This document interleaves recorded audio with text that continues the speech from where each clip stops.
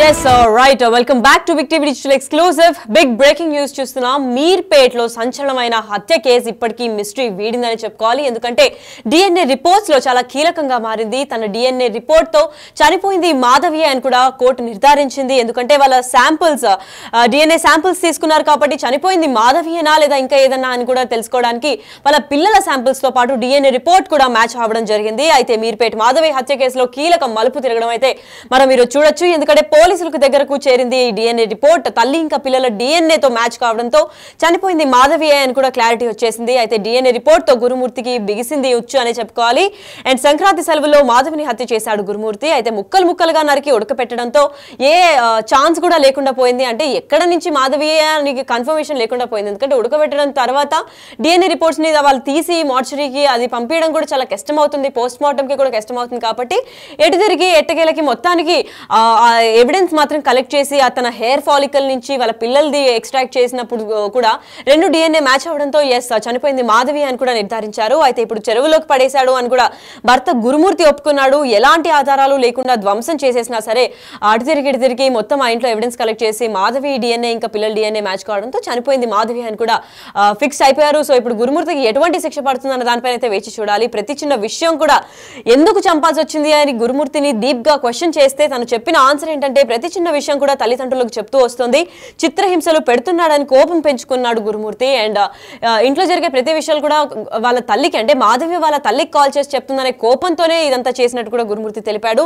తనని డామినేట్ చేస్తుంది అంటే మాధవి గురుమూర్తిని డామినేట్ చేస్తుంది అని ఈ కోపంతోనే అంటే ఫ్యామిలీలో ఫాదర్ గా ఎక్కువగా తను రావాలి అని ఈగో దానిలో ఫస్ట్ ప్రయారిటీ అయిపోయింది. అండ్ తనకన్నా ఎక్కువ స్వాధీనం చేసుకుంది అండ్ కంట్రోల్లోకి తెచ్చుకుంటుంది మాధవి. ప్రతి చిన్న దానికి వాళ్ళ పేరెంట్స్ కి కాల్ చేస్తుంది, కంప్లైంట్ చేస్తుంది అన్న దానిపైన కోపం ఇంకా ద్వేషం పెంచుకొని ఇంతటి దౌర్భాగ్యానికి కూడా పాల్పడ్డాడు. ఇంతటి దారుణానికి కూడా పాల్పడడానికి కారణం కూడా తినపైన ఉన్న కోపం మాత్రమే అని కూడా చెప్పుకుంటూ వచ్చారు. తన స్టేట్మెంట్ కూడా రికార్డ్ చేసినప్పుడు ముక్కలుగా నరికి ఉడకపెట్టడానికి కారణం కూడా అంటే వాళ్ళ మమ్మీకి కాల్ చేసి చెప్తున్నారు.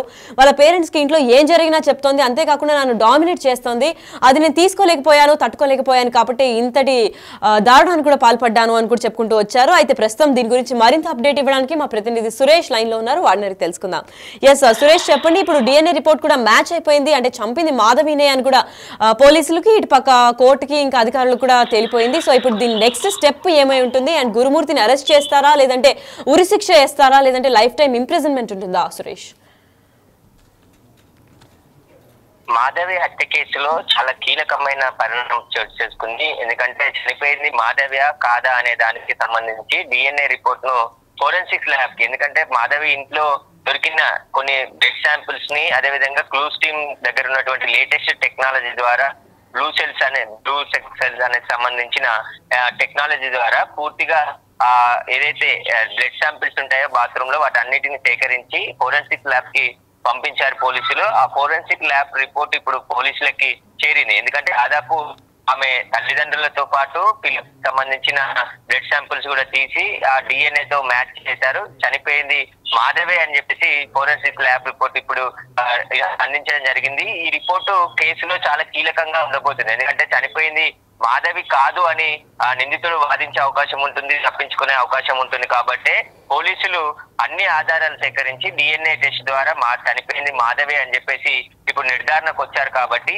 ఈ కేసులో గురుమూర్తికి శిక్ష ఖరారు కావడానికి చాలా కీలకమైన ఎవిడెన్స్ ని పోలీసులు ఇప్పుడు కోర్టులో సబ్మిట్ చేయబోతున్నారు.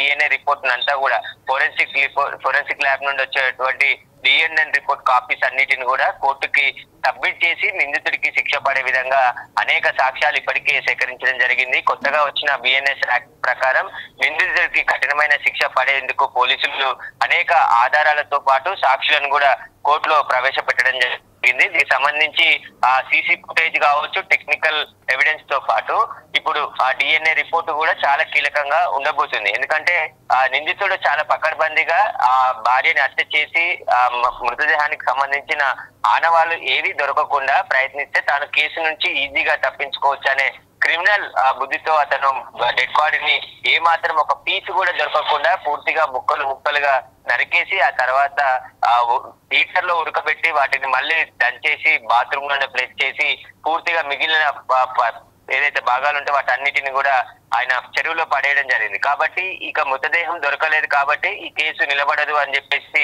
గురుమూర్తి భావించాడు. కానీ పోలీసుల దగ్గర ఉన్నటువంటి లేటెస్ట్ టెక్నాలజీ ద్వారా ఇటు సైంటిఫిక్ ఎవిడెన్స్, ఎందుకంటే ఎలక్ట్రానిక్ టెక్నాలజీ ఎవిడెన్స్ తో పాటు ఇప్పుడు డిఎన్ఏ రిపోర్ట్ కూడా ఈ కేసులో చాలా కీలకంగా ఉండబోతుంది. చనిపోయింది మాధవి అని చెప్పేసి కూడా మాధవి తల్లికి సంబంధించి ఆమె పిల్లలకు సంబంధించిన డిఎన్ఏ తో మ్యాచ్ చేసినప్పుడు ఇప్పుడు మాధవే చనిపోయిందని చెప్పేసి కూడా ఈ డిఎన్ఏ మ్యాచ్ అయిందని చెప్పేసి ఫోరెన్సిక్ ల్యాబ్ రిపోర్ట్ ఇచ్చింది. కాబట్టి ఆ రిపోర్ట్ ని పూర్తిగా కోర్టుకు సబ్మిట్ చేసి పోలీసులు ఛార్జ్ షీట్ కూడా దాఖలు చేయబోతున్నారు. ఖచ్చితంగా గురుమూర్తికి కఠినమైన శిక్ష పడేందుకు పోలీసులు అన్ని ఆధారాలు సేకరించి కోర్టుకు సబ్మిట్ చేశారు. కాబట్టి ఇప్పుడు డిఎన్ఏ రిపోర్ట్ కూడా చాలా కీలకంగా ఉండబోతుంది.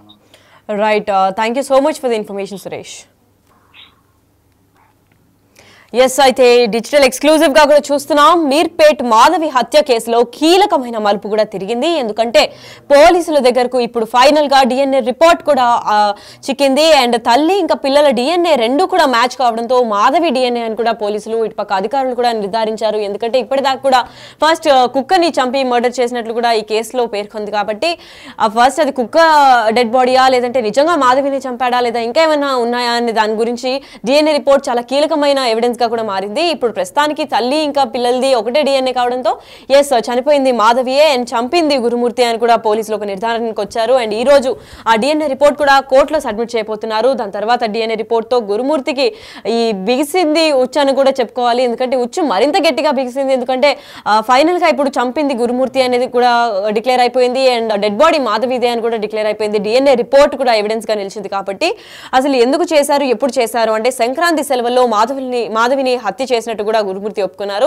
తను రికార్డ్ చేసిన స్టేట్మెంట్ లో కూడా ముక్కలుగా నరికి ఉడకపెట్టినట్టు కూడా గురుమూర్తి పేర్కొన్నాడు. అయితే చెరువులో పడేసాడు లాస్ట్ లో అంతే. అంటే ఉడకబెట్టిన తర్వాత కూడా తన కోపం చల్లార్చకుండా లాస్ట్ లోకి ఇంకా చెరువులోకి వెళ్ళి మనం చూస్తున్నాం. మీర్పేట్ చెరువు కట్ట దగ్గర పోలీసులు వెళ్ళి సీన్ రీక్రియేషన్ కూడా చేస్తున్నారు. అయితే ఇదే నేపథ్యంలో ఇంటి నుంచి వెళ్ళి ఆ కుక్కర్ లో ఉడకపెట్టిన ప్యాకెట్లు అన్ని కూడా తీసుకెళ్లి అక్కడ నీళ్ళలో కలిపేయడం కూడా జరిగింది. అసలు ఏ ఎవిడెన్స్ కూడా దొరకకుండా ఇంత దారుణానికి ఎందుకు పాల్పడ్డాడు అంటే ఇంట్లో దొరికిన టిష్యూ ఆధారంగా పోలీసులు ఇప్పుడు దర్యాప్తు చేపడుతున్నారు. ఎందుకంటే టిష్యూ ఏదైతే మాధవి చనిపోక ముందు వాడిన టిష్యూ త్రూ, ఎందుకంటే ఇప్పటిదాకా డెడ్ బాడీలో ఒక్క పీస్ లేదా బ్లడ్ లేదా హెయిర్ ఫాలికల్ కూడా లేకుండా చాలా జాగ్రత్త పడి ఉడకబెట్టి ఏకంగా ఏ ఎవిడెన్స్ కూడా లేకుండా పోస్ట్ మార్టం కూడా అసలు సాధ్యం కాకుండా చేశాడు గురుమూర్తి. అయితే ఇప్పుడు గురుమూర్తి అలా చేశాడు కాబట్టి ఇప్పుడు బాడీ తనదానా కాదా అని చెప్పడానికి పోలీసులు చాలా కష్టమైంది. కానీ అప్పటికి ఎట్టకేలకు వాళ్ళ ఇల్లు మొత్తం సర్చ్ చేసినప్పుడు మాధవి బతికున్నప్పుడు వాడిన ఒక టిష్యూ పేపర్ దొరికింది. సో తనలో తన డిఎన్ఏ ఎగ్జాంపుల్స్ ఉంటాయి కాబట్టి తన హెయిర్ కావచ్చు లేదంటే మేకప్ ప్రోడక్ట్స్ కావచ్చు లేదంటే తన స్కిన్ టచ్ అయ్యి ఉండొచ్చు. సో దాన్ని ఎగ్జాంపుల్ తీసుకున్న తర్వాత దాన్ని ఎగ్జామిన్ చేసినప్పుడు ఎస్ ఆ డిఎన్ఏ రిపోర్ట్ తో ఇప్పుడు పిల్లలు ఎవరైతే బతుకున్నారో వాళ్ళ డిఎన్ఏ రిపోర్ట్ బ్లడ్ శాంపిల్స్ ని మ్యాచ్ చేస్తే ఎస్ చనిపోయింది మాధవి అని కూడా పోలీసులు నిర్ధారించారు. అయితే ఇప్పుడు ప్రస్తుతానికి స్టేట్మెంట్ రికార్డ్ చేసినప్పుడు ఎందుకు చంపాల్సి వచ్చింది అని గురుమూర్తిని అడిగినప్పుడు ప్రతి చిన్న విషయం తల్లిదండ్రులకు చెప్తూ ఉండేది, అంతేకాకుండా చిత్రహింసలు పెడుతుందని కోపం వచ్చింది. అలాగే కోపం రోజు రోజుకి పెరిగిపోయి లాస్ట్ లో తనని డామినేట్ చేస్తున్నాడని చెప్పి కోపంతో గురుమూర్తి ఇంతటి దారుణానికి కూడా పాల్పడ్డట్టు ఒప్పుకున్నాడు. అంటే ప్రతి చిన్న గొడవకు కూడా వాళ్ళ పేరెంట్స్ కి కాల్ చేసి చెప్తోంది, అది నేను తట్టుకోలేకపోయాను, అన్నిటికన్నా మించి నన్ను డామినేట్ చేయడం స్టార్ట్ చేసింది ఫ్యామిలీలో, అందుకు నేను తట్టుకోలేకుండా ఈగోకి సంబంధించిన ఇష్యూ వల్ల కోపం ఎక్కువ రోజు రోజుకి పెంచుకొని తన పైన గ్రడ్జ్ ఏర్పడింది, దాన్ని ఎలాగైనా చంపేయాలని చెప్పి ఇంతటి దారుణానికి కూడా పాల్పడ్డానని గురుమూర్తి చెప్పాడు. మరి ఈ రోజు డిఎన్ఏ రిపోర్ట్స్ కూడా కోర్టులో సబ్మిట్ చేయాలని ఉంది. అండ్ సబ్మిట్ చేసిన తర్వాత గురుమూర్తికి ఎలాంటి శిక్ష పడుతుందన్న దానిపైన అయితే వేచి చూడాల్సిందే.